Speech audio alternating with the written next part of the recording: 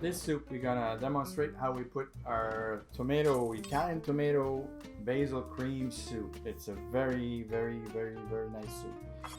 So we're gonna start our engine. Again, using canola oil. In this case, you could, if you want, use a little bit of olive oil if you wish, because you can just saute, just low heat your onion. So we got our onion going. For the garlic here, what I usually do is the same idea of the ginger. I don't like to use the grater. You can use it at home. I just slice my garlic into two. At the same time, I can see if I have a green kind of heart. If I do have that, I remove it. This green stuff in the middle of the garlic, that actually gives you, that's why you have bad breath most of the time, because you eat garlic with the green on it. Or it's also, some people have hard time in their stomach, and that's one of the reasons. So if I see that at the same time, I actually cut it. So here we go, same as the onion. I try to be close to the end, and I'm gonna make small incision to cut it in two, and I actually go against and I dice it. So see, it doesn't take much time, and it does you a nice, diced garlic or chopped garlic, and you get all the flavors that are still inside. Voila, good. So we saute this to give a nice flavor. We're gonna add a little bit of water.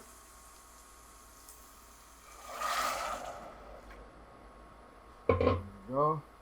So while the water is boiling, I'm gonna season this with, what I have here is, again, it's a chicken broth base and salt and pepper.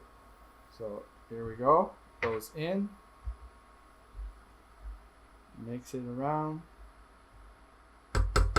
Now we're gonna add our tomato paste. It's not a tomato paste, it's a tomato puree. If you know, passata is basically, that's what it is. It's a passata. We have a beautiful product at work that we use for our tomato puree. This is what I use. We actually work hard to elevate all those flavor, all those tastes, all our basic ingredient. We actually use better product. There's many out there on the market. This is a very good one. I use this at home, no problem. Good. Then I'm gonna add a little bit of, this is a milk, but I have a little bit of starch in it, so I'm just gonna make sure it's nicely mixed together. By starch, I mean cornstarch. Good. So we're gonna add that to it. There we go. That's gonna thicken the soup a little bit. Good, nicely mixed. And now the basil. What I do with the basil, I take some leaves, simple leaves, yeah. And then what I'm gonna do with it is, and I'm gonna just kind of roll them nice and tight. Okay. You have a nice little cylinder, and what you try to do here, you know when you slice with herbs and everything, look at my knife. My knife is actually slicing. It's not cutting. It's slicing. This is very important, because in this case here, what I do is actually just slice the basil. If you chop your herb, what's going to happen is you're going to get all the oil out of the herbs, and then you won't keep anything for your pot. So I don't go too crazy, just as so. I don't know if you can see, but you know my basil is kind of the same color. It's not dark. It's the same color as I started. What I want to do here is I want to wait until actually I got a nice boil. So it's going to be telling me the thickness of it, and then I'm going to be able to either add water or let it reduce a little bit. Basil, as you can see, I don't add it right now. I'm going to add it really last thing. Reason for that is I want to infuse my soup with the basil. If I put it too early, and it's going to disappear. I do the same thing when we do the tomato sauce. I try to add at the end. I don't know if you remember the pea soup, we add the herbs, the thyme at the end. It's the same reason. I feel that if we add it too long, then we will lose the nice fragrance of the basil or the thyme or any herbs. So now I have a nice boil. It looks like it's going to be good, right?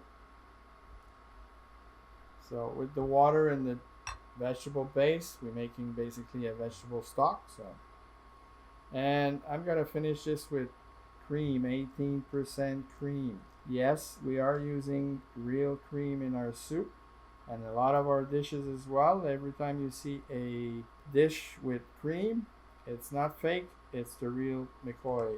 Only good ingredient, like you would do at home. Good. Now I have my basil. I'm gonna add my basil to the soup. Give it a stir. Good. Very simple, but like anything, if you use great ingredient, that will be the key. It's a matter of ingredient. Use the best as you can, and then you have the best result. I'm gonna give a little bit of a blend here because I want the smoother finish. There we go.